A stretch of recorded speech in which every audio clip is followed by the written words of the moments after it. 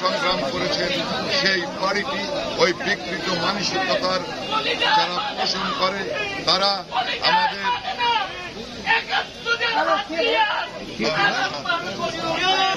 যেভাবে হামলা চালিয়েছে আমরা তার তীব্র প্রতিবাদ জানাই এবং গত রাত্র থেকে আজকে পর্যন্ত ওই জামাত শিবিরের ক্যাডাররা বিএনপি জামাত এক হয়ে আমাদের সাধারণ মুজিব আদর্শের সৈনিকদের উপরে হামলে পড়েছে।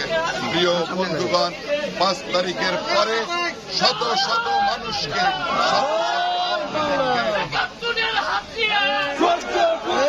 ছাত্রলীগ যুবলীগ নেতাকর্মীদেরকে হত্যা করে তারা একটা বিকৃত উল্লাসে মেতে উঠেছে।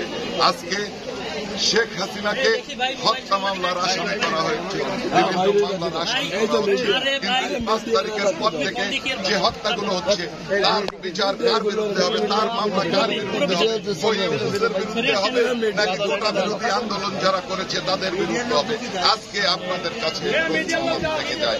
প্রিয় বন্ধুগণ, বাংলাদেশ আওয়ামী লীগকে হামলা মামলা দিয়ে কখনো প্রতিহত করা যায়নি।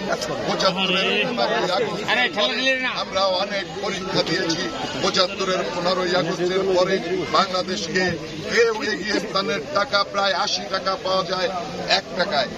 সৌদি আরবে আমি ওমরায় গিয়েছিলাম, তখন দেখেছি যে পাকিস্তানের সৌদি আরবের ১ রিয়েলে ৮০ টাকা পাকিস্তানে পাওয়া যায়, আর আমাদের ৩২ টাকায় একটি রিয়েল পাওয়া যায়। এই যে ব্যবধান, বাংলাদেশকে যে সামনের দিকে এগিয়ে নিয়েছেন সেই অবস্থান থেকে আজকে বাংলাদেশকে পিছিয়ে দেওয়ার অপচেষ্টা চলছে।